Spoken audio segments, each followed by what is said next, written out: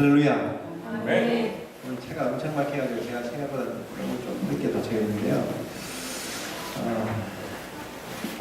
갈 길은 먼데 나눌 말씀들도 많긴 하지만 시간은 벌써 지금 8시 20분이 지나가고 있는데 한 10분, 15분 조금 우리 연장이 되더라도 여러분들 좀 양해해 주시고요. 대전에 지난주 갔을 때도 보니까 막 우리 무슨 감독이 와가지고 앞에서 한 3시간 하는 바람에 제가 마지 못했었는데 오늘 그래도 차는 조금 막혔지만 괜찮습니다. 같이 나누도록 하고 어제보다 오늘이 훨씬 더 추운 것 같아요. 날씨가. 저는 이 자연현상을 보면서 영적인 현상을 항상 대입하는 습관이 있는데 어제보다 오늘이 더 춥듯이 이제 점점점 어두워지고 있습니다. 시대가. 이 말씀을 잠깐 읽고요. 우리 계시록에 연관된 평행 본문들을 어떻게 보는지 우리가 좀 한번 우리 연습했으면 좋겠는데 두 군데만 더 찾아볼게요. 로마서 13장 11절로 14절 로마서하고 베드로서로 이렇게 한번 것 같은데 한번 빠른 속도를 봅시다. 로마서 13장 11절로 14절 한 절씩 제가 죄송합니다. 로마서 13장 11절 또한 너희가 이 시기를 알거니와 자다가 깰 때가 벌써 되었으니 이는 이제 우리의 구원이 처음 믿을 때보다 가까웠음이니라.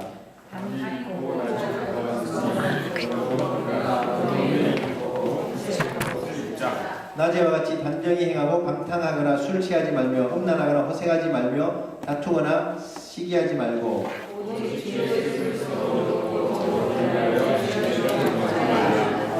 아멘. 우리의 구원이 처음 믿을 때보다 가까워진 건 분명한 사실입니다. 자다가 깰 때가 되었다고 말씀하면서 밤이 깊어질수록 낮이 아침이 새벽이 가까워지고 있는데 주님 오실 날이 가까워지고 있는데 우리가 이제 세상의 옷을 벗고 예수 그리스도로 옷 입으라고 이렇게 말씀하는데 계시록에도 그런 말씀 나옵니다. 자기 옷을 지키고 벌거벗고 다니지 않은 자가 복이 있다고 이렇게 말씀하고 있고요. 두루마리를 빠는 자가 복이 있다고 했습니다. 여러분들 믿음의 옷을 우리 신앙의 옷을 잘 지키시기를 바랍니다. 베드로후서 3장 한 절 더 볼게요. 베드로후서 3장 정말 사도 베드로가 우리에게 이 마지막 때를 너무 정확하게 이렇게 예언해주고 있습니다. 베드로서 3장 8절로 13절인데 한 절씩 교독합시다. 베드로서 3장 8절 사랑하는 자들아 주께는 하루가 천년 같고 천년이 하루 같다는 이 한 가지를 잊지 말라.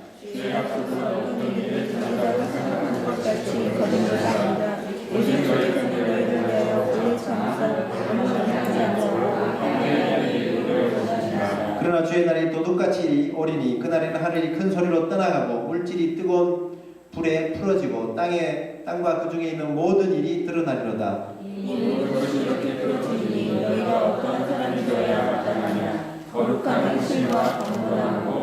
하나님의 날이 임하기를 바라보고 간절히 사모하라. 그날에 하늘이 불에 타서 풀어지고 물질이 뜨거운 물에 녹아지려니와 우리는 그의 약속대로 우리가 있는 곳인 새하늘과 새 땅을 바라보리로다.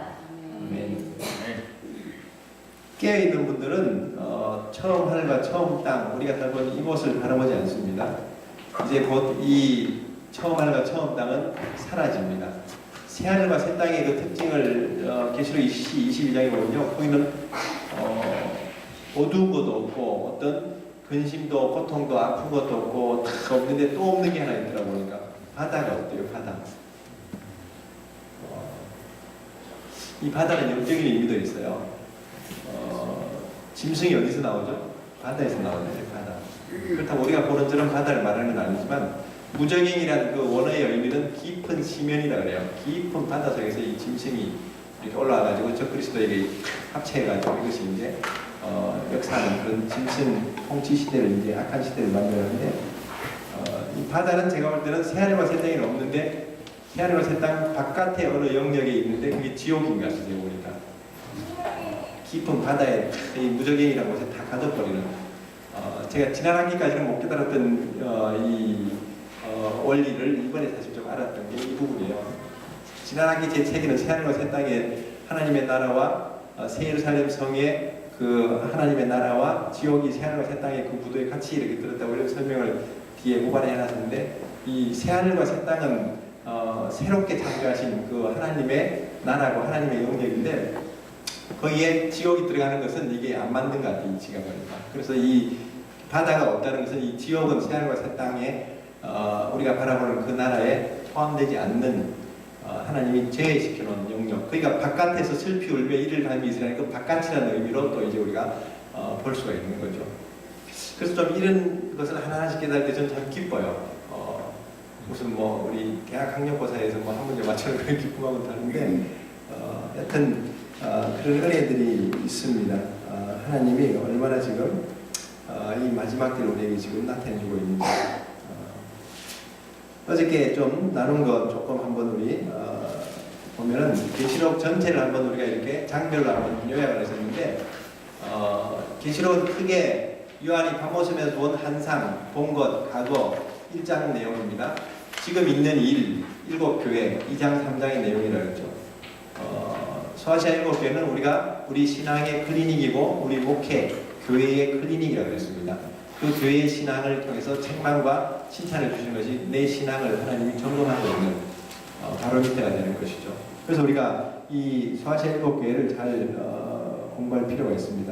그 다음 이제 4장부터 이제 하늘 보좌 장면이 열리면서 일곱 인봉된 두루마리가 5장에 나오면서 그는 이제 장차될 일 계시록 1장 19절에 너의 본 것과 과거죠. 이제 있는 일과 현재 장차될 일을 기록하라. 1장 19절의 이 말씀이 계시록 전체를 3등분하는 구도입니다. 과거와 현재와 미래 1장, 2장, 3장, 4장 거기에 그 토표에 나온 내용들이었는데 제가 질문 한번 해볼까요? 계시록을 기록하는 목적이 뭘까요? 계시록 분명히 이 계시록은 우리에게 나타내 주신 그 아포칼립시스라는 그 헬라어로 이렇게 커튼을 열어 제치고 비밀한 일들을 나타내 보이는 것을 계시라고 그러죠. 계시는 하나님이 감춰놓은 게 아니라 열어 보여 주시는 것이 계시죠.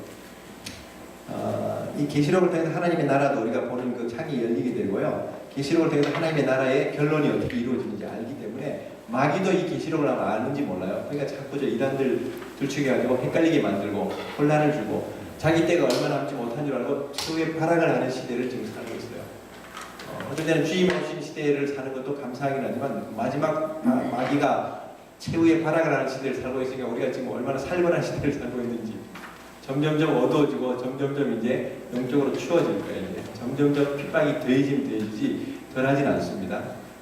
이스라엘에게는 홀로코스트보다 더한 핍박이 기다리고 있을 수 있고요. 교회는 로마 시대 때 유대인들이 초대교회가 당한 그 환란보다 더한 환란을 우리가 맞이할 수도 있습니다.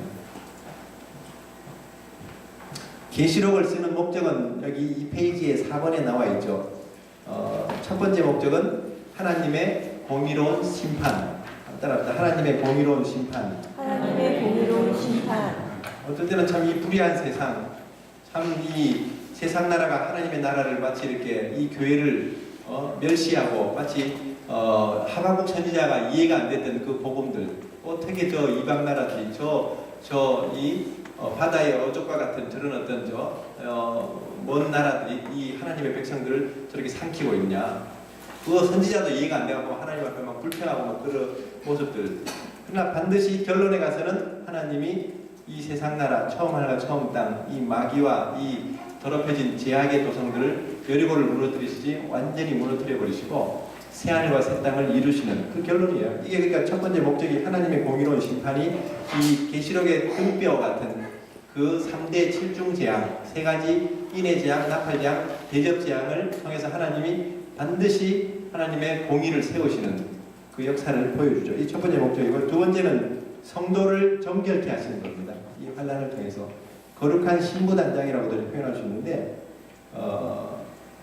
그 풀무불에 이렇게 막 금을 넣어가지고 은을 넣어가지고 찢기를 제해버리듯이 우리를 이 환란 가운데서 성결케 하시는. 오늘 또 찬양 올때 우리 막 여기 집사님들 한 서너 분 모이면요, 여자 집사님들 서너 분 모이면 부흥이 완전히 목사가 없어 이제 완전히 그냥 목사가 필요 없고 집사님들이 더 그냥 충만해. 얼마 전에 춘천에서 막 북한 지하교회 출신 탈북자가 와서 간증했는데 그렇게 은혜가 되더래요. 저도 막 운전하다 보면 너무 은혜가 되니까 어떻게 그런 보석 같은 그런 정금 같은 믿음이 나올 수 있을까요? 그런 환란 가운데서 오카나 목사님도 돌아가실 때 한국교회 소망은 북한 지하교회라고 그랬어요. 한국교회를 지금 정화시키고 새롭게 하는 것은 저 북한의 지금 순교를 각오하고도 지금 얼마나 요즘 신문에도 보세요. 그렇게 권력자들도 하루아침에 그냥 깡그리 망하는 거 보세요. 얼마나 창피스럽고 매일 반성문 써서 그 새파란 쪽한데 매일 반성문 써서 내고 저러다가 이제 비참하게 정치범 수용소 가서 개죽 나가는 게 그게 그 최후의 사실은. 그 사람들보다 더 처참하게 죽이는 게 기독교인들이에요. 북한에서. 그냥 얼마나 그냥 잔인하게 죽이는지 지금 저 북한의 정치범 수용소나 이런 그 요독 수용소 같은 이런 수용소들이 열리기 시작하면요. 교화소나 이런 게 열리기 시작하면 이 독일이나 폴란드의 그 아우슈비츠 그 수용소 그거 비교가 안 될 정도로 너무너무 잔인한 세계 역사에서 저 통치가 결국은 마지막 때 이 적그리스도가 이 짐승이 이게 통치하는 그 시대를 예표하고 있는 거예요. 사실은 그 신앙에서 살아남는 저 북한의 교회가 진짜 신앙이에요. 하나님의 계명과 예수 믿음을 지키는 자들 14만 4천의 그 순교를 하면서도 어린 양을 쫓아가고 어디로 가든지 따라가면서 어린 양의 노래를 부르고 여자로 더럽히지 않는 그 여자는 음녀거든요. 이 세상의 음녀의 포도주에 취하지 않고 그 신앙이 이렇게 와서 이렇게 하니까 얼마나 놀라워요. 사실은 그 신앙 그렇게 우리를 만들어 가시는 거예요. 우리 너무 보기 겨우니까 그 북한 정도가 그런데 와가지고 보니까 막 자기들은 막 말씀 듣고 막 예배 드리고 기도하는 시간을 너무너무 사모해서 그것만 자유만 좀 하루 종일이라도 그렇게 할 수 있는데 한국에 와서 보니까 이제 조금 이제 눈 감고 이제 묵상하고 들어가려고 하는데 벌써 1시간 되니까 예배 다 끝나버리고 축하하고 헤어져 버리니까 이게 막 인재가 오다가도 살아요. 이런 분위기에 적응이 안 되는 거예요. 이게 왜 저 탈북자들이 김신조 씨나 이런 분들이 와가지고 순복음교회 아니면 순복음교회보다 더 뜨거운 베레아 이런 데 가서 이렇게 신앙생활 하세요? 화끈하거든. 이런 장로교 조용한 데 앉아있으면요 그들 신앙을 채워줄 수가 없어요. 그러니까 정말 이 성도를 이렇게 정결케 하시는 이것은 이 환난을 통해서 연단을 통해서 하나님이 그렇게 하시는 섭리가 있습니다. 그러니까 환난 전에 휴가난 이런 소리 하는 사람들은 제가 볼 때는 적그리스도 다음으로 나쁜 사람들이야. 왜 이 환난을 이렇게 그걸 마치 하나님이 무슨 교회다가 이렇게 어떤 환난을 통해서 이스라엘을 저렇게 지금 하나님이 만들어 가시는 그 어떤 섭리를 보세요.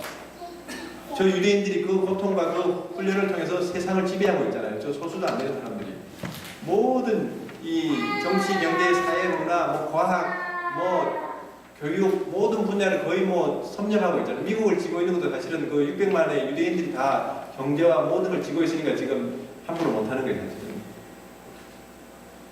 그게 어디서 나오겠어요? 환난 속에서 살아남기 위해서 무슨 만화책에 정글에서 살아남기 뭐 어디서 살아남기 하듯이 그 어떤 이 신앙이 정말 하나님만 바라보게 하는 사방에서 다 흑의 삶을 당했지만은 정말 깨어질수록 예수의 생명이 막 흘러나오는 그 신앙이 두 번째 목적이에요. 저는 그래서 계시록의 시대가 올 테면 어서 오라 그럴 마음으로 너무너무 사실은 계시록 공부에 대해서 순교도 사실 두려워서 이런 환란에 대해서도 별로 그런 얘기 잘 안 했었어요. 제 성격이 워낙 낙천적이니까 좋은 게 좋은 거 그냥 해피엔드로 끝나고 이런 거 좋아하는데 보니까 진리는 그게 아니거든요. 보니까 그러니까 이 요한도 처음에 1장에 들어갈 때 뭐라 했어요? 나 요한도 이렇게 예수의 환난과 고난에 동참한다고 이렇게 그렇게 자신을 표현하고 있지 않습니까? 세 번째 이 목적은 이기는 교회입니다. 계시록 2장 3장의 7교회들 보면 이기는 자 계속 이기는 자에게 주실 축복을 얘기하는데 결국은 이기는 교회, 이기는 신부, 이기는 신앙이 되게 하시려고 이 계시록을 이렇게 우리에게 주신 거죠. 이긴다 그래가지고요. 어떤 분들은 막 이렇게 막 이 전투적인 막 이런 어떤 전사, 어떤 목사님도 전사 신부라고 워리어 브라이드 뭐 전사 신부라고 하는데 저는 그런 이기는 것의 개념은 아닌 것 같아요. 보니까 신부가 너무 강해버리면요 신랑이 눌려. 저는 이 신부는 춘향이 같이 그 고난 가운데서도 정절을 지키고 자기 몸을 더럽히지 않고 이 지조를 지키면서 끝까지 순교를 각오하더라도 그냥 정말 처참하게 얻어터지더라도 기다리면서 신랑이 왔을 때 정말 회복이 되는 그게 이기는 거라고 저는 믿어요. 고난을 이기고 순교도 두려워하지 않고 나중에는 두 증인이 11장에서 숭배하고 나서 이제 3일 반 후에 다시 생기가 들어서 살아나니까 그 죽인 사람들하고 그 세상 사람들이 두려워해요. 저 죽은 사람들이 살아나고 이제 자기들의 나라가 점점점 이제 막 위기의식을 느끼니까 짐승이 나중에는 이 누구를 잡아주게 해요? 저기 그 거짓 선지자를 이렇게 막 잡아가지고 이렇게 자기들끼리 막 자중기전을 일어나고 나중에 옛날에 저 북한 공산당도요 김일성이가 공산화 시킬 때 이 강양욱 목사라고 있었는데 그 목사가 앞장세워가지고 북한에 있는 이 교회 목회자들 교회들 다 이렇게 막 앞잡이 노릇시키면서 다 교회들을 막 숙청시키고 다 할 때 그래놓고 이제 다 이제 숙청이 되고 나니까 이 강양욱 목사라고 완전 숙청시키고 잡아 죽여버려요. 그 적그리스도가 이 거짓 선지자를 그렇게 이용하다가 나중에 버리는 게 바로 17장 18장의 그 내용입니다. 반드시 이것은요 다 하나님이 예표하시고 그대로 이렇게 역사적으로 이제 이루어가시는 것으로 나타납니다. 아마 일제시대 때 같이 우리에게 막 이 666이라는 그런 어떤 이 짐승이라는 그 우상, 아이돌 같은 그런 어떤 말하는 우상을 만들 정도니까 얼마나 이제 요즘은 뭐 과학이 얼마나 막 첨단으로 뭐 홀로그램이나 막 이제는 막 휘어지는 전화기 나오듯이 이제는 만지는 컴퓨터 막 나올 거예요. 막 뭐 눌러서 그 앞에서 영상이 막 뜨고 이런 요즘은 3D 막 이게 나오기 시작하죠. 그게 점점 튀어나와요. 이제 보면.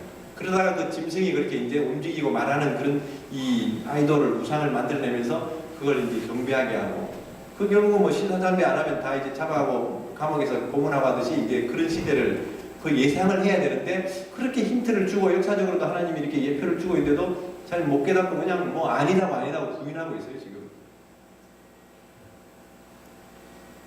그래서 이 목적들을 우리가 잘 간과하면 안 된다는 겁니다. 마지막 때에 주의 종들에게 주신 이 복음입니다. 그 2페이지에 그 하단에 보면 계시록의 7가지 주제 틀이 나옵니다. 계시록의 크게 7가지 큰 주제라고 보면 됩니다. 이 계시록이 중요하다는 겁니다. 1장, 5장, 10장, 22장 거기 보면 이 계시의 중요성을 말씀하고 있습니다. 근데 이 중요한 걸 사실은 이 필수로 이렇게 설교하고 이걸 가지고 성경 공부하고 해야 되는데 사실은 이건 제쳐놓고 있잖아요. 그러니까 우리가 사실 보면 진짜 주식을 안 먹고 있는 마지막 때 양식을 안 먹고 있어서 많이 우리가 좀 시험에 드는데 이 예언의 말씀을 읽는 자 듣는 자 지키는 자가 복이 있다고 말씀하고 마지막 장에 가서는 이 예언의 말씀을 임봉하지 말라 그러고 지키는 자가 복이 있다고 계시록에는 7군데의 복이 나옵니다. 제 교재에는 나와 있으니까요. 한번 찾아보세요. 계시록의 축복이 보면 계시록 읽는 자 듣는 자 지키는 자가 복이 있다 그러고 주 안에서 죽는 자들이 복이 있다. 두루마리를 빠는 자가 복이 있다. 첫째 부활에 참여한 자가 복이 있다. 자기 옷을 지키고 헐벗지 않은 자가 복이 있다. 그 다음에 첫째 부활에 얘기했거나 그런 복이 7군데가 나와요. 이 신앙이 지금 우리가 추구해야 될 신앙을 말하고 있어요. 뭐 시집가고 장가가고 유학가고 뭐 집 사고 뭐 자식 5 놓고 10 놓고 막 이게 복이 아니에요. 사실은. 자식이 많아질수록 그 짐도 많아지고요. 재산이 많아질수록 나중에 이제 피난하기도 어려워져요. 짐들도 여러분들 어떤 집들이나 뭐 이런 교회들도 보면 짐을 자꾸 막 쌓아놓고 어디 가서 막 소파도 주워오고 뭐도 자꾸 모으는 것은요. 그건 이상하기가 어려운지 사람들이요. 자꾸 이제 비우세요. 비워. 너무 막 무슨 장비도 많고 뭐도 많고 되게 많아져 버리면 이게 이제 벗어나기가 쉽지가 않습니다. 지금. 그러니까 얽매이기 쉬운 것을 벗어버리라고 했죠. 벗어버리고 인내하면서 주님을 이렇게 기다리는 것인데 계시록의 중요성을 말씀하고 있고요. 그 다음에 2장 3장의 7교회가 두 번째 주제 틀입니다. 소아시아 7교회들 그 특별히 우리가 칭찬받은 서머나 교회, 빌라델비아 교회를 주목해야 됩니다. 외형적으로 보잘것 없어요. 역사도 없어요. 성도들의 수도 별로 없어. 그러나 그 중심을 하나님이 기뻐하시고 항상 이 7교회들은 칭찬의 기준이 뭐라 그랬죠? 양이 아니라 질이었다 그랬어요. 주님은 반드시 책망하는 기준이 이 믿음과 행위를 가지고 책망하시지 어떤 숫자가 적어서 개척교회여서 뭐가 이렇게 건물이 없어서 이런 걸로 책망하지 않습니다. 근데 오늘날 교회들은 외형과 이런 모든 이런 전통과 이런 규모와 이런 숫자를 많이 강조하는데 그게 중요한 게 아니에요. 칭찬받는 교회가 그렇게 돼버렸어요. 그러나 정말 이 서머나 교회나 빌라델비아 교회 같이 이런 교회들이 칭찬받는 것이 우리가 또 주님의 기준이 우리의 기준과 다르다는 걸 볼 수 있죠. 대환란과 심판이 역시 계시록의 주제인데 크게 3군데 나오죠. 7인의 심판이 6장에서 나옵니다. 6장에서 이제 6째 인까지 되고 7째 인을 뗄 때는 7째 인에서 7 나팔이 나오는데 그게 8장 9장입니다. 나팔 재앙은 8장 9장. 그러니까 계시록을 1장부터 20장까지는 이렇게 머릿속에 좀 이 흐름이 나와야 돼요. 6장에는 인의 재앙이 첫째부터 6째까지 나오는구나. 8장 9장에는 이 나팔 재앙이 첫째 나팔부터 이제 이 6째 나팔까지 나오고 마지막 나팔은 또 이제 7 대접이니까 16장에 가서 대접 재앙이 16장에 나오죠.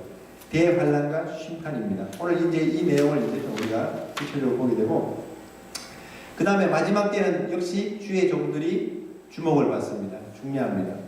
그러니까 계속 지금 목회자들 막 세상에서도 막 여론이 공격하고 있고 교회 안에서도 목회자 막 흔들어가지고 교회를 분열시키고 이 목회자가 중요해요. 모세는 실수하고 실패해도 어떤 때는 하나님은 모세 편을 드시는 것은 지도자가 넘어지면 다 무너지는 거예요, 사실은. 그거 썩는 거예요, 사실은. 그래서 어떤 때는요, 교회 편 들고 우리가 목사님 편 들어줘야 돼요, 어떤 때는. 세상 사람들이 아무리 비난해도 우리는 이 하나님의 종을 이렇게 존귀 여기고 존중하고 하나님이 나중에 구조를 하시지만 우리가 나서가지고 막 자기주장하면 안 돼요, 사실은.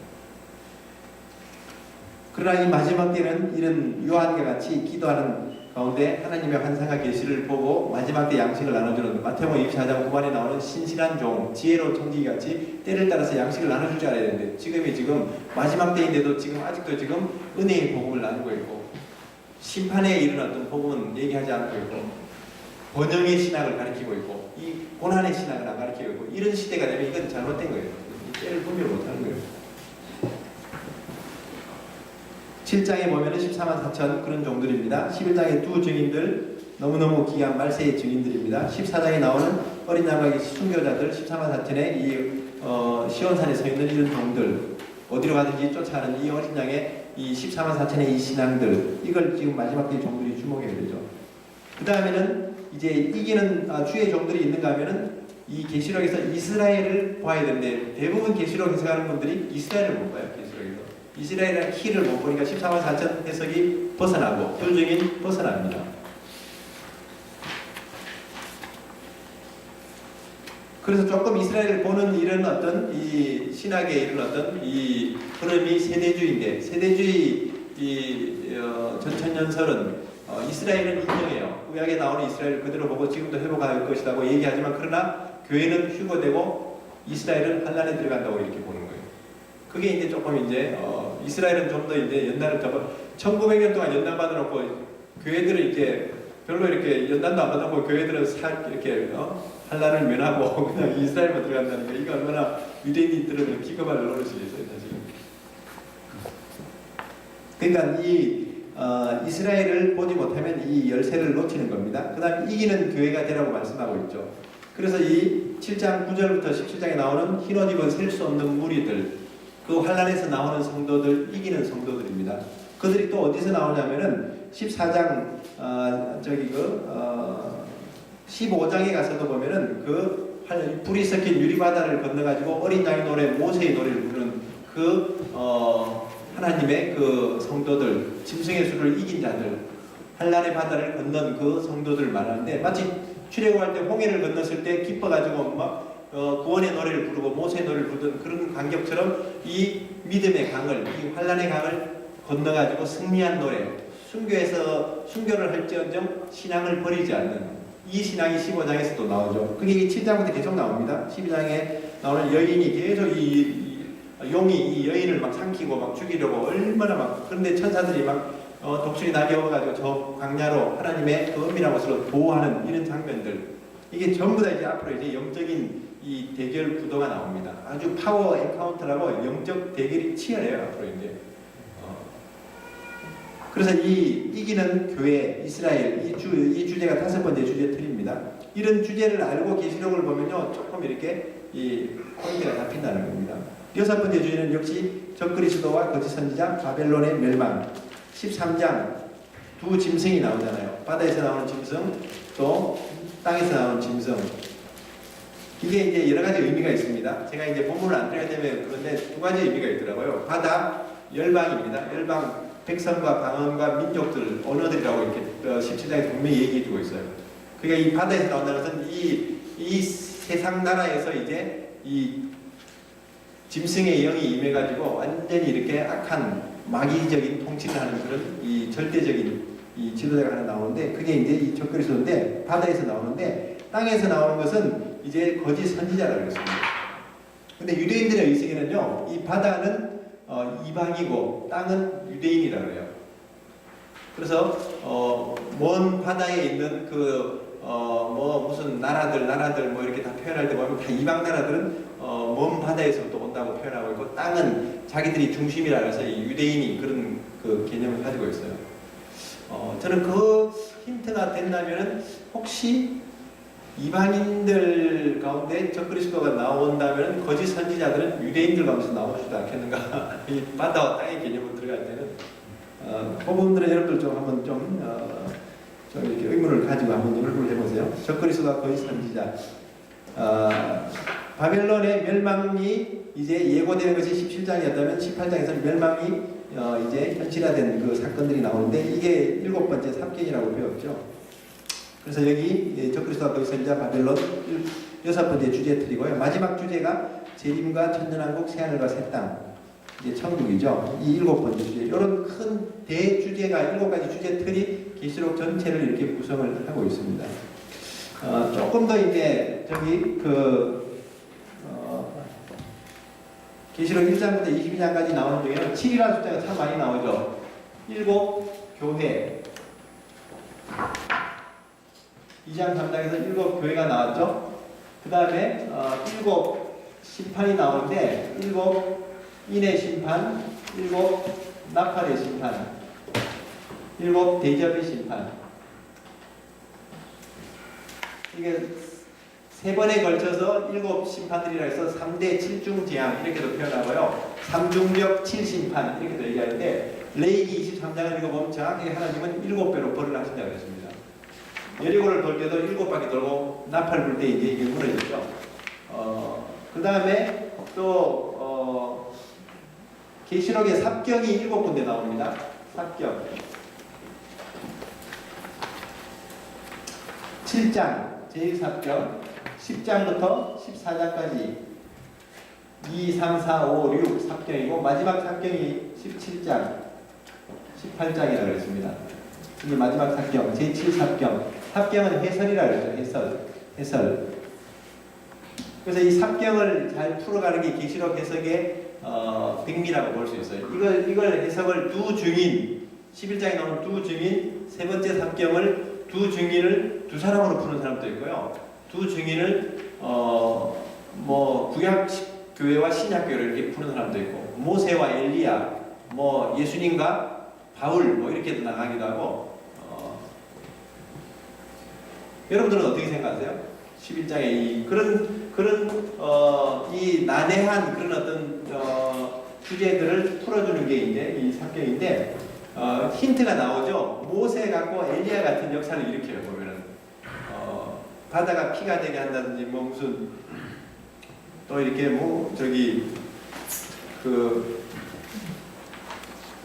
엘리야의 능력이 뭐죠? 이렇게 막 능력을 행하면서 막 입에서 불이 나오고, 저는 그걸 보면서요, 모세 맞아, 출애굽했던 지도자와 같이 앞으로 이 바벨론 세상에서 이제 하나님의 백성들을 이끌어내야 될 마지막 때 말세의 증인들이고 지도자들이니까 모세와 같은 역할을 해야 되는 것이고, 엘리야와 같이 적그리스도와 산상 대결을 하는 그 갈멜산의 엘리야와 같이 영적 대결을 해야 되는 그런 사명이 두 증인들이 있기 때문에 그 엘리야와 같은 그런 능력을 가져야 되는 것이고, 그 다음에 세례요한과 같아요. 보니까 세례요한 같이 주의 길을 예비하는, 초림을 예비하는 선지자가 세례요한이 되면 두 증인들은 재림의 길을 예비하다가 숭배하잖아요.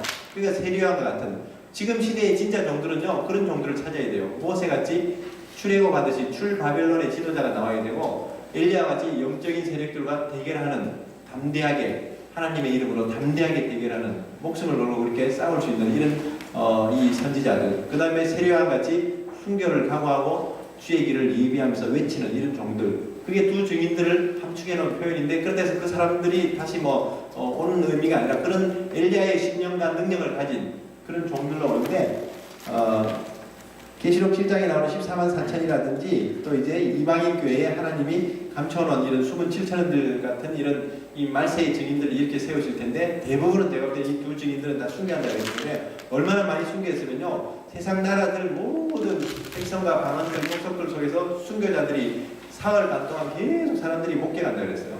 어떤 사람은 저기 기독교 마리아 자매 바실레아 순인그런 텔레비전을 통해서 전 세계에 CNN이 방영할 거다 뭐 그렇게 하면 모르겠어요. 사도야니 뭐 텔레비전을 보고 이렇게 썼는지 모르겠지만 저는 진짜 예수님 같이 그 악을 골짜기에서 그 애굽이라는 그 의미는 결국은 죄악의 그 도성 예수님이 순교하신 것처럼 모든 곳에서 예수님처럼 핍박을 받다가 순교하는 피들이 전 세계적으로 이제 저는 길거리마다 이렇게 널려지기 때문에 아마 그걸 본다고 저는 그렇게 믿는 거예요. 저는 그냥 단순하게 보지 뭐 그걸 무슨 뭐 2명 죽여놓고 전 세계에 막 예루살렘 골짜기에 있는 2명 죽은 시체를 전 세계에 사흘 동안 방영할 건가? 물론 뭐 겁주려고 저 김정일이 같이 뭐 누구 이번에 잡아가는 거 막 그렇게 해서 공개적으로 막 이렇게 처형하듯이 그렇게 두려움과 공포를 줄 수는 있겠어요. 그러나 그 두 사람의 그 피로 하나님의 구원의 역사를 다 이루기에는 순교자의 수가 부족해요. 그러니까 이 5째 인을 뗄 때 순교자들이 그 제단 아래에서 막 호소하면서 우리의 피를 갚아달라고 할 때 아직도 더 많은 순교가 이렇게 일어나야 되고 그 순교의 피는 교회의 씨앗이 되기 때문에 더 많은 구원을 일으켜야 되기 때문에 하나님이 아직 더 많은 순교를 그게 저는 14만 4천의 입맞은 종들과 두 증인들이라고 저는 보기 때문에 저는 두 증인은 두 촛대고 감람나무라는 것은 저는 유대인 교회와 이방인 교회의 말세의 증인들로 저는 보는 것이지 그 원어의 의미도요 집합적 단수로 나와요. 그냥 어떤 단순한 그런 어떤 단수가 아니라 집합 명사로 나와요. 집합적인 단수 명사로 이 두 증인이 나와있기 때문에 이 3장 하나만 보더라도 너무 놀랍잖아요. 뭐 10장에 나오는 작은 두루마리 14만 4천, 10장에 나오는 여인과 용, 또 사내아이, 그 다음에 13장에 나오는 두 짐승 이거 풀어가는 게 이게 3장인데 이게 7군데서 이렇게 나오고 있죠. 그리고 이제 계시록 19장부터 마지막 22장까지가 이제 마지막 7 사건이 나옵니다. 제가 이제 이 8페이지에는 표시를 안 해놨지만 그 교재는 나옵니다. 19장에 나오는 예수님의 재림 사건이라든지 그 다음에 이 무저갱에 갇히는 거, 마귀에 갇히는 거, 그 다음에 공마국 전쟁, 무슨 뭐 또 저기 뭐 아마겟돈 전쟁, 그 다음에 계속 이런 내용들이 이제 이 새하늘과 새 땅이 열리고 천년왕국이 이루어지고 다 이게 지금 마지막 7 사건이 연속적으로 이렇게 나오죠. 그게 이 7이 많아요. 보니까 이 7이. 아까 이게 하나 더 있었죠. 계시록에는 7가지 복이 나옵니다. 8복이 아니라 7복이야. 7복. 1장 이 3절에 읽는 자, 듣는 자, 듣는 자 복이 있다고 하더니 계속 첫째 부활에 참여하는 자, 주 안에서 죽는 자 복이 있고 둘만에 파는 자 복이 있고 7번 나오죠. 제가 계시록 강의할 때 우리 강강신 목사님 예배 사회 가는데 그분이 또 이제 예배에 관심이 많으니까 자기 주제들을 연구를 해보니까 그래서 계시록에는 7번의 예배가 나와요. 7번 예배. 그 교재 4장 해설 그 서론에 거기 7번 예배 본문이 어디든지 나오죠. 그리고 방금 제가 얘기했던 7가지 주제, 7가지 주제가 여기 또 나오죠. 계시록에 7 주제. 주제 틀입니다. 7 주제 틀이 이렇게 나오고 하나님이 이렇게 우리에게 완전하게 말씀하시는 것 같아요.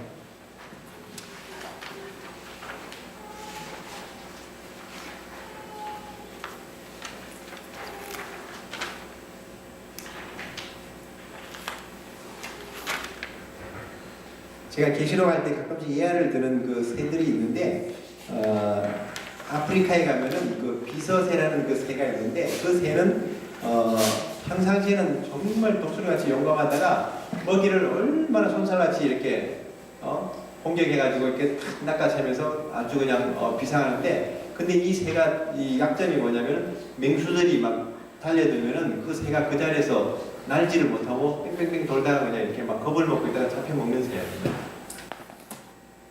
날아야 된다는 생각을 잊어버린대요. 그냥 너무너무 두려울 것 같아가지고 이게 아프리카의 비서새인데 이건 영적인 교훈이 뭐냐면 환란이 올 때 넘어지는 신앙을 말합니다. 고난이나 환란이 올 때 넘어지는 신앙이 이 비서세가 우리에게 주는 교훈이에요. 아프리카 비서세가. 굉장히 믿음이 좋은 것 같은데 결정적인 어려움이 당했을 때 장로님이 탁 실족해 버린다는 거예요. 아주 대단한 믿음으로 막 목사님이 목회하시는 것 같은데 무슨 사건이 하나 딱 나오니까 그냥 목회 내려놔버리고 뭐 이런 일들이 사실은 지금 이렇게 걸어가면서도 이렇게 실종한다면 이제 말을 타고 달려가는 것보다 더한 환란이 올 때는 그거 어떻게 견디겠냐 이 말이에요. 그러니까 여러분들 절대 이 고난 앞에 부딪혀보지 않고 신앙이 믿음 좋다 뭐 이런 소리 하지도 마시기 바랍니다. 실제 상황에 가봐야 돼요. 계시록에서 우리가 보고 있는 이 내용은 우리가 지금 어느 정도 이성으로 판단하는 정도인지는 모르겠지만요. 그 실제 그 당시 그때로 들어간다면요. 우리가 생각하는 것보다 더 막 엄청난 그런 어떤. 그러니까 이 안 믿는 사람들도 6째 입이 열릴 때 막 하늘이 무너지고 막 그 베드로후서처럼 막 하늘이 막 녹아내리고 막 그냥 이렇게 막 그냥 막 산과 섬들이 움직이고 막 별들이 떨리고 하니까 막 이 어린 양의 진노에서 우리를 막 팔려달라고 바위가 자기에게 떨어지길 바래요. 바위에 그냥 묻혀버리면 좋겠지. 이 진노가 너무 두려운 그런 정도인데 우리가 기절해서 이렇게 막 넘어지는데 너무 우리가 이게 쉽게 생각해보면 쉽게 그냥. 그리고 제가 그 하박국에 나오는 그 노래 있잖아요. 무화과 나무 잎이 마르고 감람나무 그거 청년들 노래 부르면 굉장히 신나게 불러요. 하박국의 상황은 신나는 상황이 아니에요. 그거 창자가 떨리고 뼈가 썩는 것처럼 얼마나 고통스러운 가운데 이 이스라엘의 형편이 이렇게 무너져 있는데 그런 가운데서도 믿음을 지키는 그 하박국의 그 어떤 영혼의 그 깊은 데서 나오는 그 찬양인데 이것들이 정신도 없이 막 무화과 나무 잎이 마르고 가고 율동까지 하면서 막 부르는데 그건 다 무화과 나무 잎에 묻어버려야 돼. 찬양도 그렇고 성경도 그렇고요. 너무 아무렇게 읽고 아무렇게 그 실제 정말 그 상황과 그 현장을 이렇게 우리가 알고 그 어떤 하나님의 마음을 알고 봐야 돼요. 그리고 뉴질랜드에 가면 키새라는 새가 있는데 이 뉴질랜드 국조입니다. 키새가. 이 새는 새인데 날개가 없어.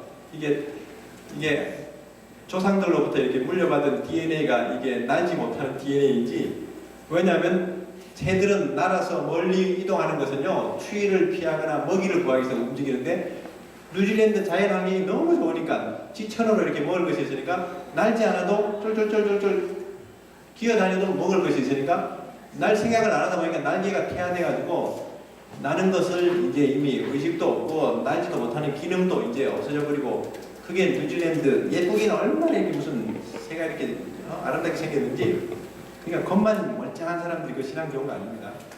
절대 결혼할 때 외모로 결혼하지 마세요. 뭐 그냥 이쁘다 잘생겼다 그러다가 이제 정말 그냥 정말 눈 튀어나와 살아보면 이제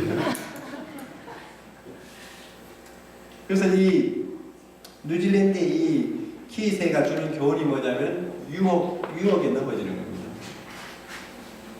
미혹받지 않도록 주의하라 그랬는데 첫째 인을 뗄 때 나오는 흰말 한자 미혹입니다. 미혹.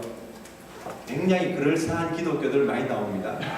그럴싸한 그런 어떤 세미나들, 은사 집회들 많이 나와요. 그런 보면. 미국에서도 막 무슨 막 은사 집회니 뭐니 하다가 나중에 보면 전부 음란하거나 도덕적으로 다 넘어지거나 재물에 탐해가지고 완전히 그냥 성도들이 그 병나서려고 그렇게 그냥 있는 재산 다 바쳐서라도 그렇게 막 기도 한번 받으러 왔는데 그런 사회 가는 사람들이 비행기 타고 다녀요. 주말에 골프 치고 다니고 그러고 앉아있어요. 사회 때문에. 그러니까 이게 얼마나 이게 지금 이게 썩어져 이 말이에요. 그러니까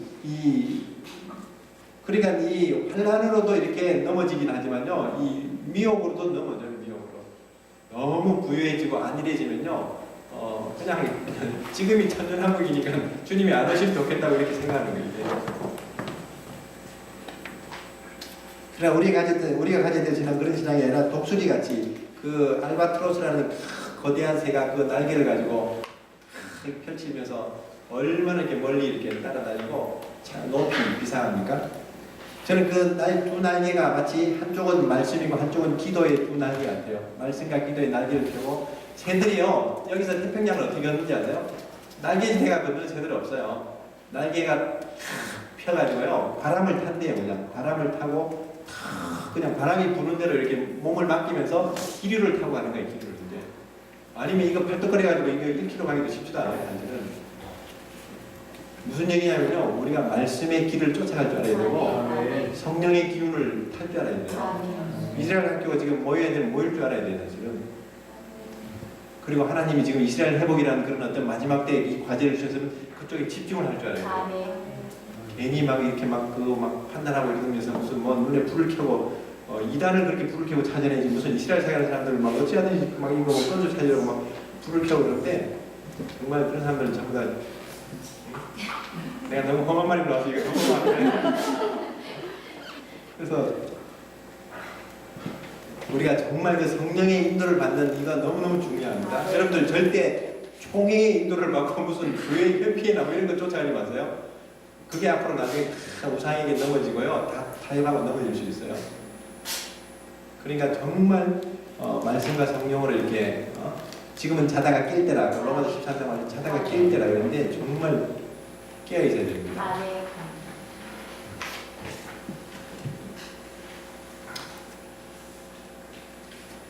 일곱 가지 이런 주제들이 이렇게 쭉 나오고 있습니다. 그리고 어저께 통합해석에 대한 본문들도 이렇게 쭉 말씀을 드렸고요. 계속 읽다 보면 이런 내용들이 많이 발견이 됩니다.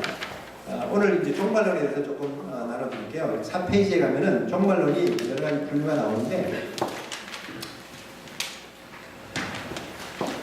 종말론을 크게 세 가지로 나누는데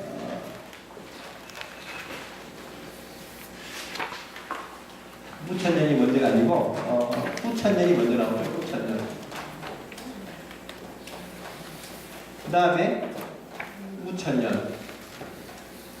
세 번째가 이제 전천년.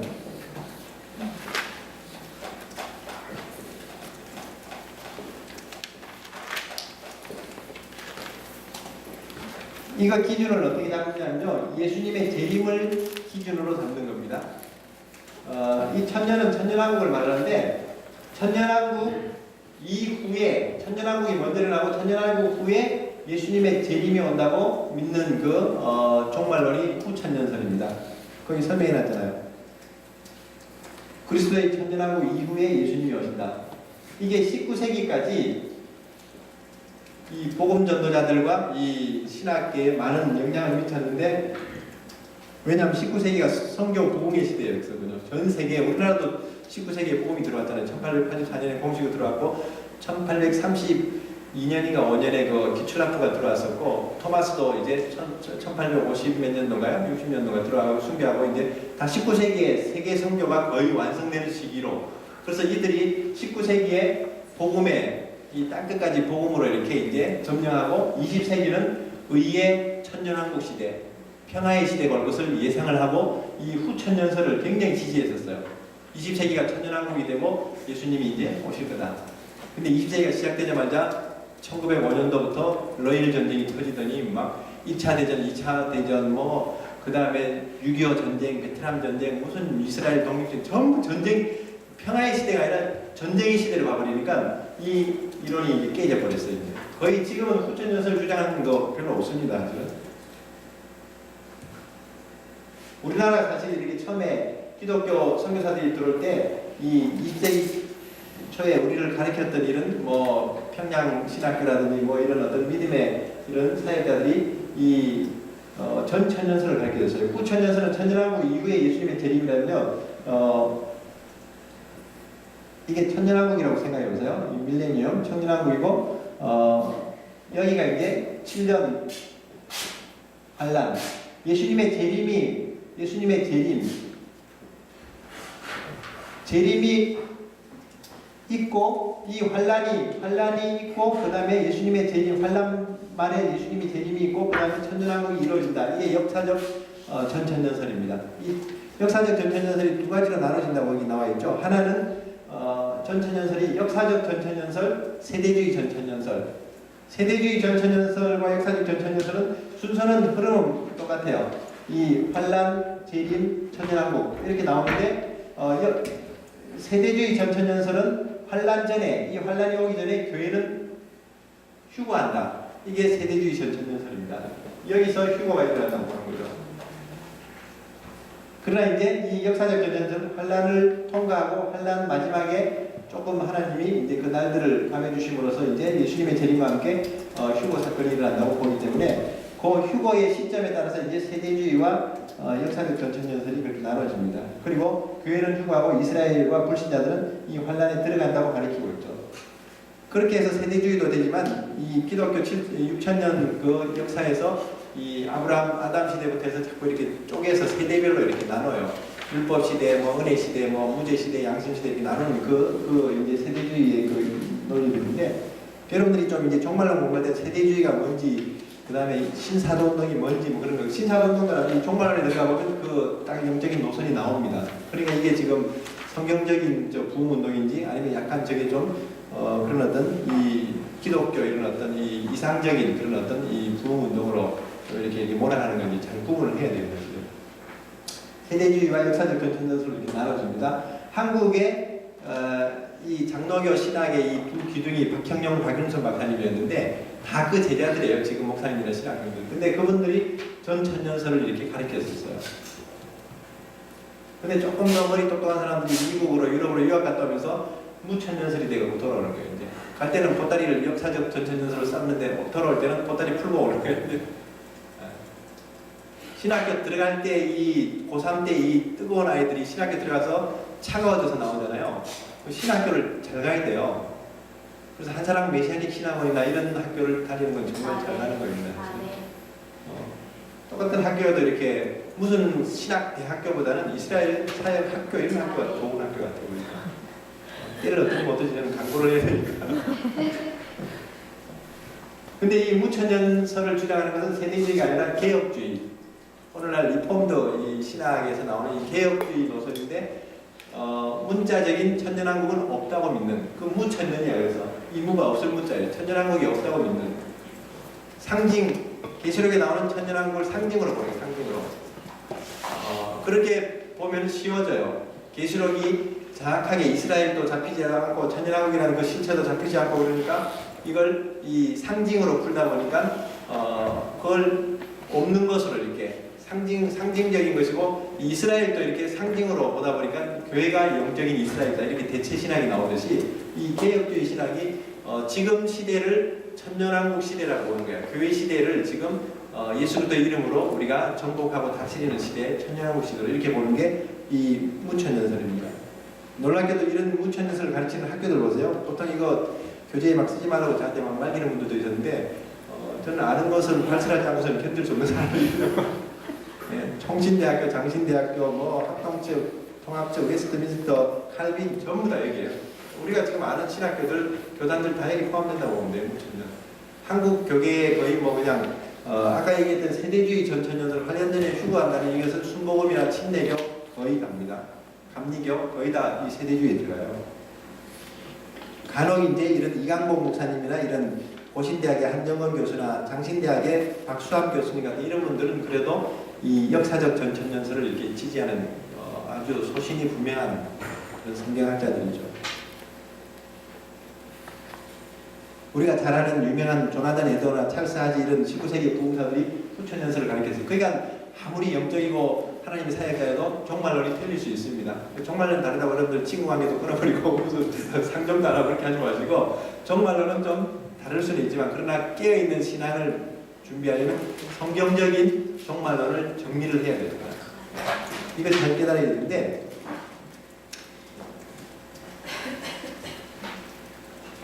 그러나 이 후천년, 무천년, 전천년설 이렇게 나오지만 우리 이스라엘 사역에 대한 이런 비밀을 또 우리가 깨달은 종들로서 그 다음 네 번째 이거는 뭐 신학 분류에서는 안 나오지만 제가 이렇게 창조적으로 만들어 놓은 건데 언약적인 전천년설 다른 말로는 성경적 전천년설이라고 해도 좋습니다. 이건 역사적 전천년설하고 다릅니다.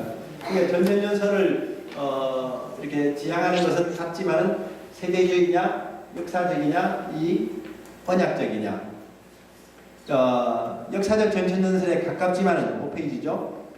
예수님의 그 구속사를 통해서 예언적인 의미가 이 절기에 담겨 있다는 겁니다. 이 성경의 절기, 이스라엘의 절기, 하나님의 절기를 통해서 예수님의 초림과 재림이 연관성이 있다고 보는 거죠. 왜냐하면 정확하게 예수님의 그 초림이 봄의 절기, 6월절에 십자가에서 죽임을 당하셨고 초실절에 부활하셨고 오순절에 정확하게 성령이 오순절에 50일 만에 강림하신 그 사건들, 이건 너무너무 이게 하나님의 시간표는 정확해요. 출애굽할 때가 6월절이었대요. 6월절 양 잡아서 출애굽하죠. 모세가 시내산에 올라가가지고 십계명 받을 때가 오순절이었어요. 그러니까 말씀을 받은 날도 오순절이고 성령이 신약에서 임한 날도 오순절이에요. 너무너무 놀라워요. 제가 성경 공부하다가 요즘은요, 웬만하면 좀 뒤에다가 이렇게 방석이나 소파 같은 거 있는 데서 제가 놀라죠. 왜냐하면 뒤로 자빠졌다가 내리는 거 말이니까.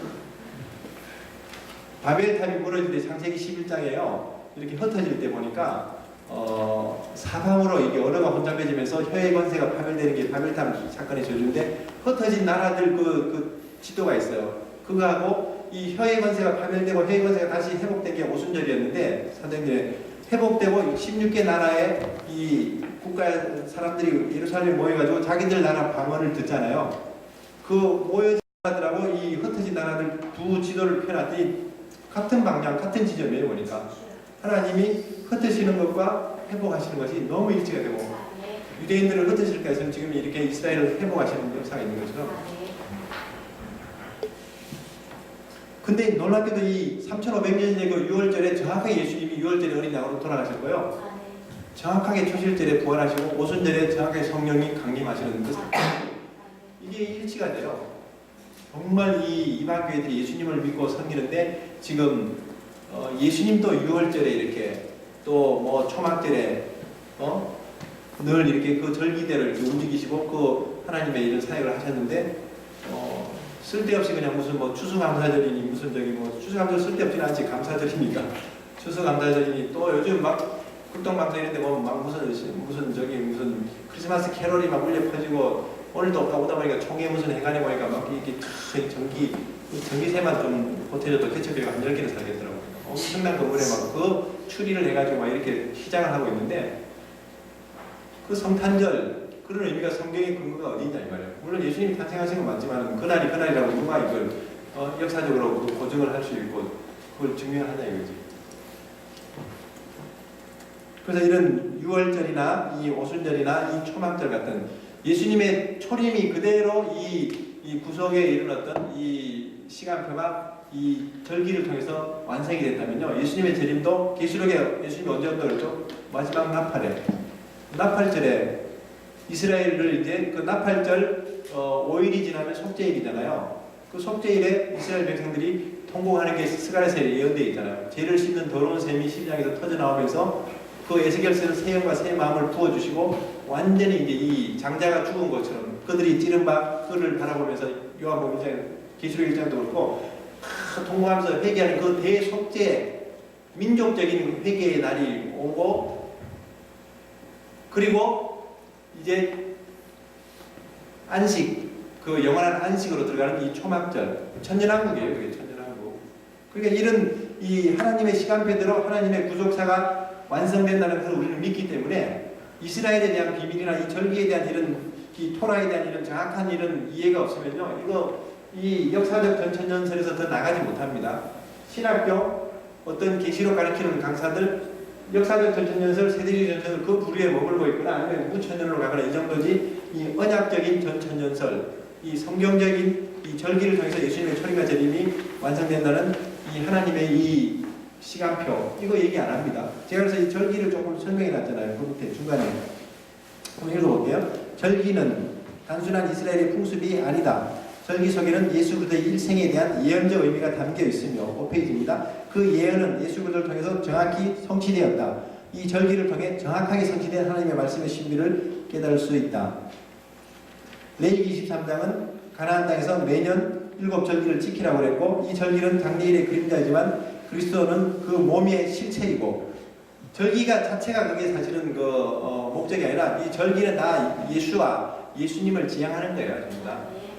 그래서 이 예수님이 실체고 이 비밀을 아는 그리스도인들은 이걸 묵상하고 이것을 정말 영적인 양식으로 삼으면 삶의 힘과 기쁨의 원천이 솟아나요. 제가 요즘 그래서 작년에 하고 올해하고 제가 더 막 생기가 돌아요. 제가 비타민C를 많이 먹는 게 아니라 너무너무 막 이런 놀라운 지금 시대의 유대인들, 이 거듭나는 유대인들을 만나고 있죠. 그들과 함께 사역을 하고 있죠. 그래서 나는 이 머리수 세고 있어요. 지금 14만 4천 명이 지금 한 20명 제가 알고 있으니까 제가 13만 뭐 8천 명, 9천 명 남은 거예요. 이 사람들이 세워지기 시작하면요, 이 동서남북의 이 환란의 바람을 막고 있는 천사가 이제 놔버리면요, 이제 이 나팔이 불려지고 땅과 바다가 이제 막 이 해산의 고통을 겪는 거예요. 이제 그러면서 이제 하나님의 나라가 이제 임하는 이런 어떤 시대를 지금 살고 있다고 생각하니까요, 너무너무 막 그래서 제가 뒤에 방송 놓고 쓰러져야지 그냥 쓰러지면 안 되는 거예요. 깨달음이 막 하나씩 하나씩 더해지는데. 여기 보면은 5페이지 아래에 창세기와 요한계시록의 비교, 이건 지난번 교재는 안 나온 내용인데 제가 어디서 찾아냈어요. 창세기 성경의 서론입니다. 계시록 성경의 결론이라고 했죠. 에덴 동산이 나오죠. 계시록에는 하나님의 나라 천년왕국이 나오는데 대비가 됩니다. 정확하게 에덴 동산의 시절이 1000년이었고요. 계시록도 천년왕국이 1000년이로 이렇게 나오죠. 문자 그대로 믿으면서도 우리가 예언적인 의미, 영적인 의미를 가지는 게 중요한데, 그 사이즈가 이스라엘 그 국기에 나오는 그 애국강에서부터 유브라데스 강까지가 그 천년왕국의 사이즈예요. 지금 이스라엘보다 더 회복돼야 돼요. 이집트에 있는 애국강부터 시리아에 있는 유브라데스 강까지가 그게 언제 회복되냐면 시편 83편에 중동 전쟁이 앞으로 일어나면 이스라엘이 점점점 더 이기면서 지경이 넓어져요. 얼마나 이게 성경이요, 이게 이 2500년 전에 예언한 것이 막 지금 막 현실화되고 이런 거 보면 너무너무 그 신학계도 언제 흔들렸냐면 1948년에 없어지고 완전히 사라졌다고 생각했던 이스라엘이 표면으로 등장하면서 지구상에서 이제 국가가 되면서 이 대체 신학이 막 이게 지진이 일어나고 있어요 지금.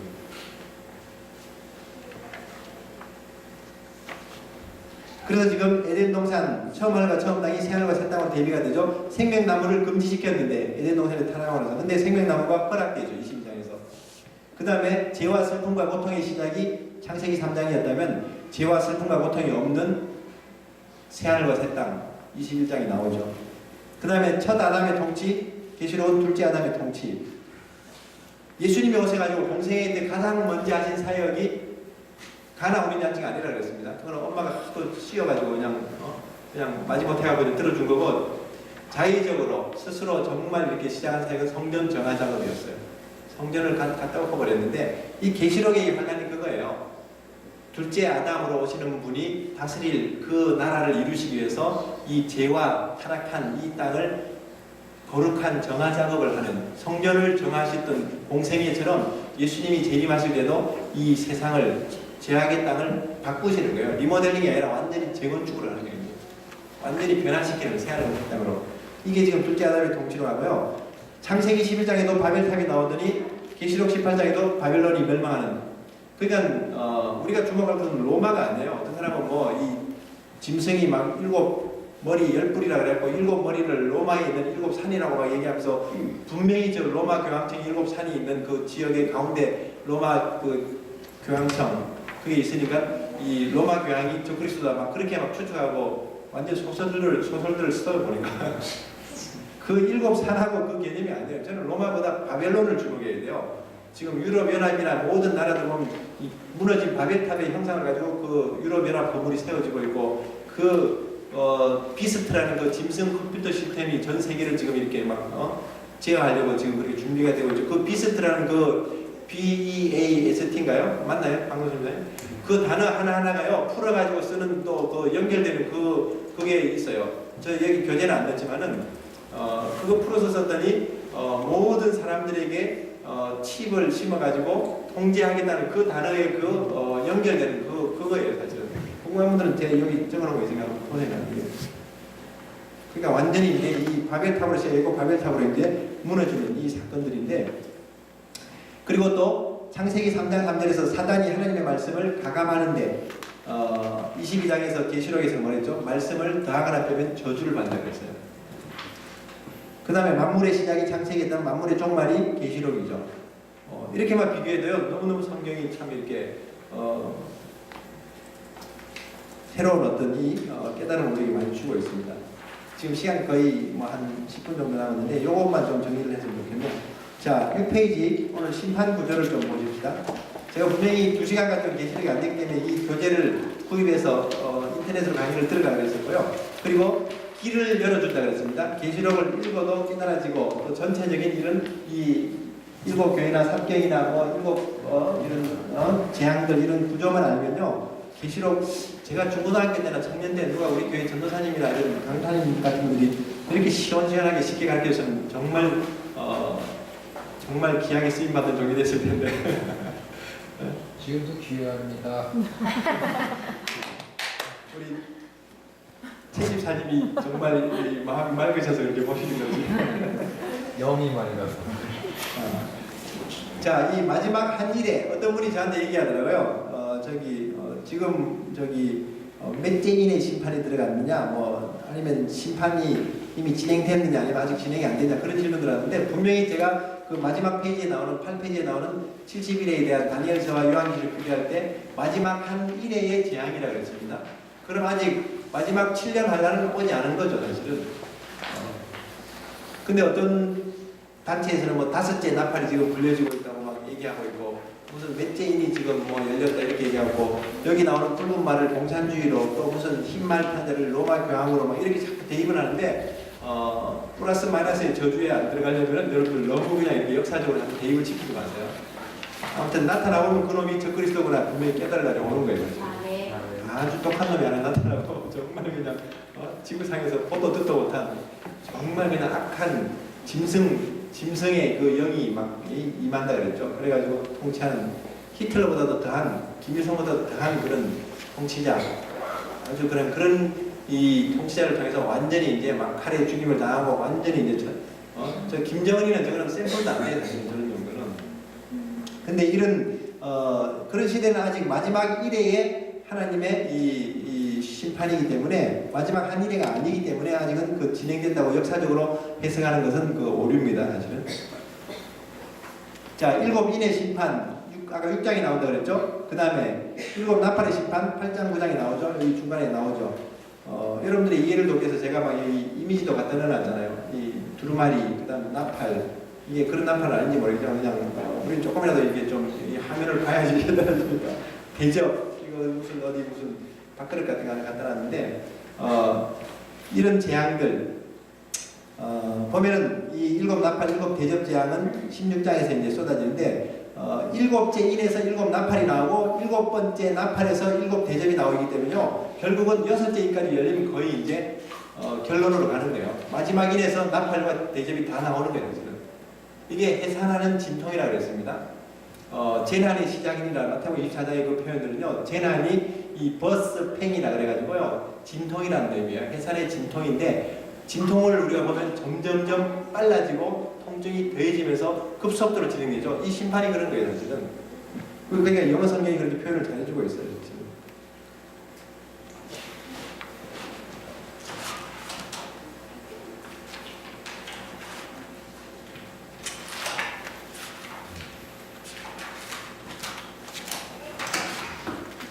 그리고 심판이 아까 레이기 23장이 아니구나. 제가 착각이었네요. 레이기 26장이었습니다. 하나님의 심판이 7배로 나타난다. 레이기 26장 18절부터 28절까지 보면 여기 나옵니다. 하나님의 심판이 7배로 나타납니다. 그리고 여리고를 함상하듯이 하나님이 이렇게 시대 7번째 이런 역사들을 이렇게 보죠. 마치 모세가 출애굽하는 것처럼 이 바벨론, 이 세상나라, 이 출바벨론 하는 그런 역사가 출애굽과도 같은 겁니다. 성전 정화 작업과 같이 거룩한 정화 작업이라고 했습니다. 자, 6장을 조금 이렇게 훑어보면요. 첫째 인에서 흰말이 나오는데 어떤 주석에서는 이걸 이 복음으로 해석합니다. 복음 전도의 역사, 성도의 역사, 뭐 그리스도로 해석하는 분들인데 그 오류입니다. 이거 다 사단이 지금 흉내내는 거 보세요. 사단이 이 용이 이 적그리스도로 이렇게 마치 하나님이 육신이 되어서 이렇게 오신 것처럼 용도 이제는 막 이 적그리스도를 자기 어떤 그 완전히 이제 대리자로서 이렇게 내세워 가지고 거기에 임재하는 거죠. 그리고 그를 돕는 성령님과 같은 역할을 해주는 그 거짓 선지자가 일어나가지고 땅에서 나와가지고 같이 이렇게 삼위일체로 막 역사하는 거라든지 짐승이 죽었다가 살아난 것처럼 상하였다가 다시 살아난 것처럼 이렇게 미혹하고 이런 일들이 보면요 전부 다 이렇게 이 흰말의 역사가 미혹이라는 것을 볼 수가 있죠. 이걸 지금 나팔지향이나 대접지향은 정확하게 우리가 판단이 될 정도로 나타나요. 하늘이 수목이 3분의 1이 탄다든지 바다가 3분의 1이 피가 된다든지 막 이런 어떤 이 강이 3분의 1이 독이 된다든지 이런 역사가 있는데 인해지향에서는 그냥 말탄자가 나타나서 이렇게 이기려고 하는 이런 정도로 나오는데 이것은 카운트다운을 못하게 하기 위한 하나님의 시간표를 우리가 계산을 못하게 하기 위한 하나님의 어떤 섭리 같아요. 인해재앙을 어떤 전체적인 구도만 얘기해 주지 어떤 정확한 사건에 대해서는 표현을 안 해주고 있어요 지금. 그래서 흰말 탄자가 나오는데 미혹입니다. 붉은 말 전쟁이죠 전쟁. 저는 이 전쟁을 개인적으로는 시편 83편의 중동대 전쟁이라고 봐요. 둘째인이 열리면서 중동 전쟁이 좀 터지면 거의 이제 막바지로 갑니다. 그 다음에 이제 검은 말 기근입니다. 전 세계가 어떤 분들은 이제 20세기 초에 미국의 경제 대공황을 이 기근으로 보고 역사적인 해석으로 끝나는데 제가 분명히 그 계시록을 해석하는 팁을 얘기했었잖아요. 예언적 원근 통치법을 안토니 후프가 얘기했는데 현재 역사적으로도 그 당시에 이루어지는 하나님의 말씀은 오는 시대에도 적용되는 이 역사적인 계시가 예언적인 계시로 역사적인 예언이 미래적인 예언으로 적용된다는 거죠. 그러니까 로마 시대 때로 한정해버리는 것은 그건 역사적인 해석이에요. 마지막 한일의 심판을 장차될 일을 분명히 얘기해 준 것이지 요한 시대를 지금 말씀한 건 아닌데 그래서 우리가 그런 오류에 빠지다 보면 이 기근은 지나간 기근이 아닌가 하는데 그것은 하나의 어떤 예표에 불과한 겁니다. 이 기근이 오면은 밀 한 대가 이렇게 보리 몇 대 이렇게 얘기하면서 인플레이션이 막 8배로 뛰어버려요. 그러니까 라면 값이 1,000원이다 그러면 라면 값이 8,000원 돼버려요. 이런 시대가 되면 누가 라면 사 먹고 누가 이렇게 기름이 지금 1리터에 2,000원인데 기름이 1리터에 28이 16, 16,000원 해보세요. 그럼 누가 기름 넣고 장갑 타고 다니겠어요? 이런 시대가 온다는 거예요. 이런 시대가. 그래서 막 식량이나 이런 어떤 곡물을 통제하면서요. 점점점 사람들에게 이제 요셉이 이 창고를 이렇게 딱 닫고 이제 하니까 전국을 통치해버리잖아요. 그런 시대를 가는 거예요. 지금. 이 기근이 이 난세의 영웅을 만드는데 그게 적그리스도로 이제 점점 발전해 가는 겁니다. 근데도 감람류와 포도주는 해치 말라고 분명히 이 셋째 인을 뗄 때 그 말씀이 나와요. 6장에서. 그건 감람류와 포도주는 이스라엘을 말하는데 세계 경제가 지금 유럽도 미국도 허덕이고 막 하락하고 있는데 이스라엘 경제는 계속 세워지고 있잖아요. 신문에도 계속 이스라엘의 막 석유 천정가스가 앞으로 일어나면서 그러니까 나중에 에스겔 38장에 재물을 탐하기 위해서 세계 열강들이 막 쳐들어오는 그 전쟁 중동 전쟁 이후에 터지는 전쟁이 에스겔서 38장 30장의 세계 3차 대전인데 이 전쟁이 일어나면서 이제 이게 여섯째 나팔에 이제 그 전쟁을 말하는 거죠. 자 기근이 뭐 넷째 인이 열리면서 청황색 말이 나오는데 죽음입니다. 4분의 1이 죽는다 그랬는데요. 여러분들 성경 한번 보세요. 계시록 6장 7절 8절 여기에 좀 네 말탄자가 다 등장하기 때문에 제가 이거 보라는 겁니다. 말탄자가 지금 6장 7절 8절 내가 봄에 넷째 인을 떼실 때 내가 넷째 생물의 음성을 들으니 말하기 때 오라 하기로 내가 보면 청황색 말이 나오는데 그 탄자의 이름은 탄자입니다. 사망, 음부 그 다음에 땅에 음부가 그 뒤를 따르더니 그들이 땅 4분의 1이라고 그랬습니다. 그러니까 인의 재앙이 여기서 힌트는 4분의 1의 재앙이 인의 재앙이고 3분의 1의 재앙이 나팔 재앙이고 전면 재앙이 대접 재앙이라는 것을 힌트를 주죠. 4분의 1의 권세를 얻어서 검은 뭡니까? 칼이잖아요. 전쟁이죠. 붉은 말 탄자를 말합니다. 흉년, 기근입니다. 이 검은 말입니다. 사망, 이 죽음이죠. 청황색 말. 땅에 짐승들로 죽인다. 짐승, 흰말. 그래서 이 네 말탄자들이 4분의 1에 이런 어떤 이 재앙과 이런 어떤 이 전쟁과 죽음으로 이제 몰아가는 그 재앙들을 이제 이 넷째 인에서 좀 더 이렇게 전체적으로 이렇게 설명해 주고 있는 거죠. 다섯째 인을 여니까 9절부터 11절에 순교자가 그 제단 아래서 우리의 피를 갚아달라고 복수해달라고 하나님께 기도하고 있어요. 그러니까 다윗이 시편에 보면 자기 원수를 갚아달라고 기도하는 것처럼 막 보복의 기도를. 근데 하나님이 아직 순교자의 수가 더 차기까지 쉬고 있으라고 이렇게 하는 거예요. 그 더 채워져야 될 순교자가 이제 7장부터 나오는 14만 4천의 유대인들, 12지파의 그 임하는 종들과 두 증인들, 11장에 나오는 그 순교하는 수들이죠. 사실은 천국 가면요, 제일 보좌 앞에 앞줄이 순교자라고 해요, 순교자. 그러니까 14장에서도 어린 양과 함께 14만 4천이 순교자들이 거기 서서 이렇게 하나님의 영광과 그 노래를 부르고 있지 않습니까? 하여튼 여러분들, 첫째 주에 안설기로 작정하시면 순교 안 해도 괜찮지만, 하여튼 앞줄에 가고 싶으면 순교. 공부할 때도 이렇게 앞줄에 앉는 사람이 모범생이고 있듯이, 천국 가서도 보면, 이렇게 신성경 목사님 천국 지역 갔다 왔던 게 12줄이 그래 보니까, 보좌 앞에 맨 가까운 첫 줄이 순교자, 두 번째 줄이 복음 전도자들. 여하튼 전도를 많이 하면 돼요. 그 다음 세 번째 줄이 개척기 하면서 지지로 고생 많이 하는 목회자들. 눈물과 고통으로 사는. 그 다음 분들은 뭐 그냥 뭐 줄줄줄 뭐 이렇게 뭐 여러 가지 이런 뭐 사역도 하고 구제도 하고 이렇게 있지만은 선교사들도 있지만 자기는 꽤 큰 교회 중형교회 목사님이었고 유명한 신학교 교수였고 대단한 그런 어떤 사역자들 하는데 보니까 그 줄 맨 뒤쪽에서 보이지 않는 데서 있으면 창피해가지고 막 그냥 부끄러워서 어떻게 할지. 그래서 이분이요 딱 그 천국 지역 경험하고 나서 보수적인 신학자인데 딱 내려놓고 저 인도로 막 선교사 나가가지고 어찌하든지 순교는 좀 자신이 없지만 복음을 많이 들어서 영혼들 보내서 둘째 줄이라도 가려고 했대. 선교사로 나가셨어요. 그분이 은퇴하시고 65세 넘으셔가지고 그게 김성종 목사가 온 천국 가서 책에 나오는 얘기예요. 아까 제가 얘기했던 김일성이하고 강양국 목사 그 북한에 그 숙청하던 그 교회를 숙청하던 그 사건들도 거기 나와요. 그게 짐승 같은 김일성이와 적그리스도 같은 김일성이와 거짓 선지자 같은 강양국 목사 같은 이런 세력들이 앞으로 적그리스도와 거짓 선지자의 그 이 표상이 될 거다는 걸 보여준다는 거예요. 그래서 이 순교자들 그 다음에 여섯째 인이 너무너무 이렇게 놀라운 대전환이어서 저는 여섯째 인에서 전 3년 반과 후 3년 반이 나눠진다고 얘기합니다. 물론 이건 뭐 기술학에서 정확히 보지 않습니다. 대부분 사람들은 다섯째 나팔에서 전 3년 반, 후 3년 반을 이렇게 얘기하지만요. 마지막 인에서는 나팔과 대접장이 나온다 그랬죠. 큰 지진이 있는데 지금 뭐 일어나고 있는 저는 쓰나미나 지진하고 다릅니다. 이건 정말 전무후무한 지진이고 그 다음에 하늘에 이 천체가 막 이렇게 하늘이 막 종이축이 말리는 것처럼 이렇게 막 하늘이 물러가고요. 그 다음에 점점점 이제 처음 하늘 처음 당이 다 체질에 녹는 거예요. 이제. 별들이 막 모아나무 열매같이 막 떨어지는 사건들이 일어납니다. 이제. 우리가 지금 생각하는 것은 뭐 그냥 뭐가 별 유성이 하나 날아오는 그런 정도가 아니에요. 얼마 전에 저 소련에 뭐 하나 유성 쪼가리 하나 떨어졌는데도 막 얼마나 몇 킬로 반경이 그냥 막 진동하고 얼마나 피해가 커요. 근데도 막 이 그 소행성대에 그 목성을 갖고 있는 소행성의 수많은 별들이 막 다 지구를 향해서 막 돌격하고 있대요. 핵무기가 그냥 수백 개가 동시에 지구를 향해 날아온다고 생각을 보세요. 완전 쑥대밭 되는 거예요. 이제.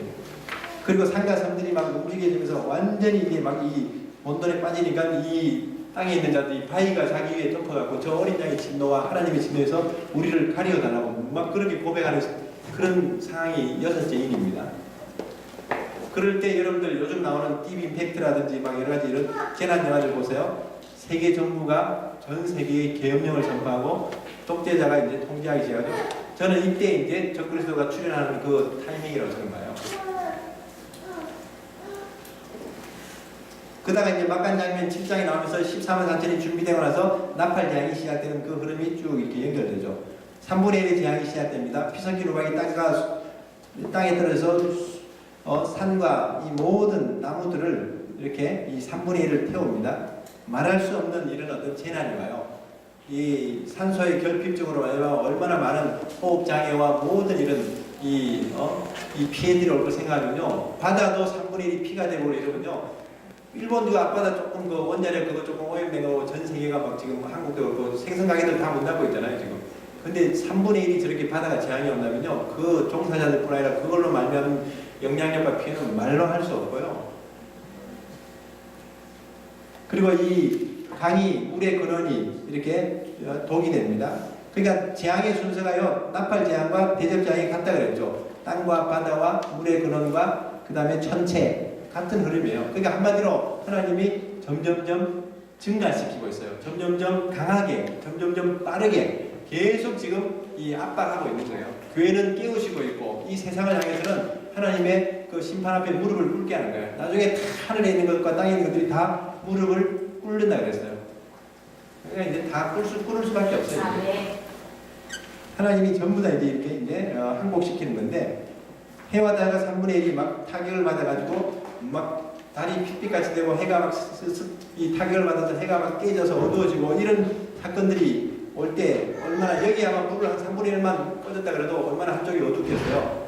태양은 뭐 말할 것도 없고요. 바다와 천체가 이게 천사들이 아마 지금 다 붙잡고 있어갖고 지금 저렇겠지. 천사들이 하나만 놔버려도요. 그냥 바다가 놔버리면 조수 반만에 쳐도 엄청 막 쓰나미도 일어나고 난이 법석이 됐거든요.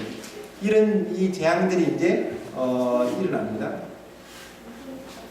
그 다음에 막 그 무적행 같은 깊은 곳에서 이제 이 다섯째 나팔에 이 황충이 이제 올라온다 그랬죠. 이 짐승이 올라와가지고 전쟁을 일으켜서 두 주인들을 죽이는데 그 전쟁이 여섯째 나팔의 이 전쟁인데 여섯째 나팔의 이 전쟁이 이제 에스겔서 38장 39장에 나오는 공마법 전쟁이에요. 계시록 20장에서 나오는 천년왕국 이후에 나오는 공마법 전쟁하고 다르다고 분명히 얘기했습니다. 그 공마국의 개념이 아니에요. 이 에스겔서 38장 39장. 이건 세계 3차 대전이고 이 전쟁이 시작되면서부터 여섯째 대접에서 나오는 유브라데스 강이 마르면서 아마겟돈에서 일어나는 이 마지막 전쟁과 이어진다고 저는 보죠. 그래서 앞으로 남은 큰 두 전쟁은 중동대 전쟁과 10편 83편에 나오는 중동대 전쟁과 이 에스겔 38, 39편에 나오는 세계 3차 대전, 이게 아마겟돈 전쟁까지 간다고 보면 돼요. 이스라엘이 막 아무래도 이게 막 패하지도 않고 하나님이 함께 싸우는 나라니까 그냥 하나님의 눈동자 안 돼. 이스라엘은 하나님을 건드는데 그걸 이길 세력이 어디 있겠어요? 유엔이 다 달라도 못 이긴 나라예요. 왜냐하면 하나님은 그 땅을 언약을 맺으셨기 때문에 하늘에서는 뜻이 이루어지는데 땅에서 이루어져야지. 땅에도 성전이지만 하늘에 성전이 있잖아요.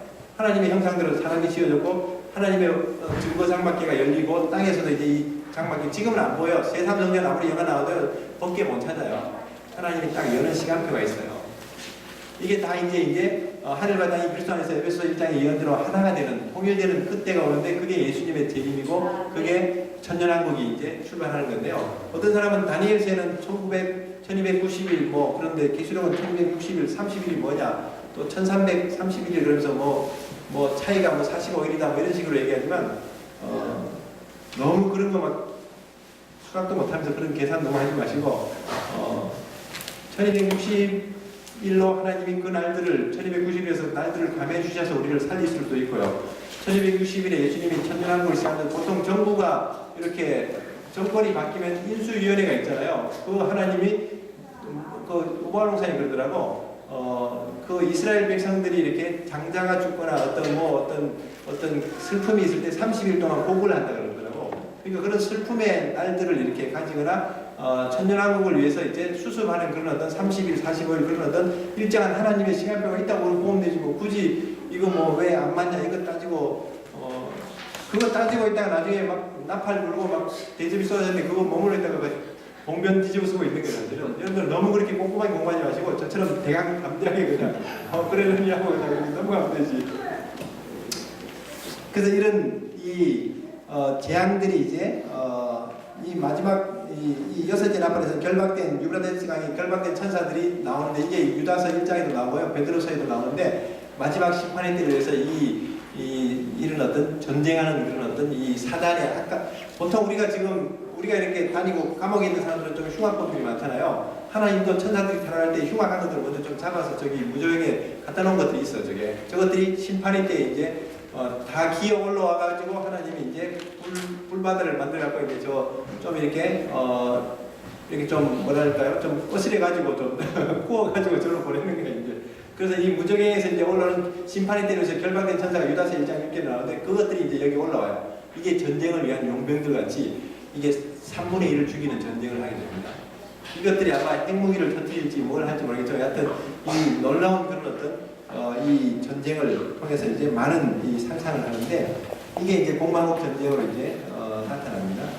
그 다음에 이제 막간 장면이 10장부터 또 이제 삽경이 시작되죠. 작은 두루마리, 두 증인, 여자 부분용, 두 짐승, 어린 양, 14만 4천, 두 추수, 심판의 추수, 구원의 추수 이렇게 나눠지고요. 마지막 재앙의 전주곡, 완전히 이제 이 마지막 운명교향곡이 이제 울려 퍼지면서 그 다음에 이제 이 대접이 쏟아지는데 저는 마지막 나팔이었기 때문에 이 일곱째 나팔에 우리는 이제 여기서 올라가요. 한란지나 올라가는 게 이 마지막 나팔에 이제 교회와 이 살아서 믿음을 지킨 자들, 순교자들이 먼저 일어나서 올라가고 그 다음에 이 대접이 쏟아집니다. 이 대접 재앙에서는요 살아남을 자가 거의 없어요. 그러니까 이 나팔 재앙까지는 믿는 자들이 순교도 하고 이렇게 끝까지 견디게 하시다가 마지막 감해 주시는 것이 이 대접 재앙인데 어떤 사람들은 환란을 감해 준다고 면제해 준다고 이런 식으로 해석하는 건 틀린 해석입니다. 여기서 이제 대접들이 짐승의 표를 받은 자들에게 임한다 그랬으니까 우리는 지금 짐승의 표를 받은 자들이 아니잖아요. 그리고 이 사람들이 다 이제 독한 종기로 심판을 받고 바다가 100% 이제는 3분의 1이 나팔장이다. 이건 전면 100% 피가 되니까 바다의 생물들이 다 죽어버려요. 나중에는 이게 강과 해 이런 짐승의 이런 나라의 이 대접이 쏟아지고 유라데스 강의 전쟁이 아마겟돈 전쟁이 일어나고 그 다음에 공기 중에 막 마지막 이 대접이 쏟아지니까 이제 거의 생명이 있는 존재들은 거의 살아남기가 어렵습니다. 근데도 왜 살아남는지 나는 모르겠지만 천년왕국에 들어가는 사람들은 부활체도 들어가지만 자연적인 육체를 가진 사람도 일부가 들어가요. 이 사람들이 나무의 수명같이 이사야 65장에 500년, 1000년 살면서 아담 시대처럼 살면서 많은 수를 놓는데 그 수들이 나중에 공마곡에 바다의 모래 같은 이 백성들이 이 천연왕국 성을 둘러싸고 하나님이 사랑하시는 이 성을 둘러싸고 시를 벌여요. 무정에서 천년 동안 갇혀있던 올라온 이 마귀가 마지막 이 노조를 일으켜가지고 이제 하다가 하늘에서 불이 내려와서 다 이제 선멸되죠.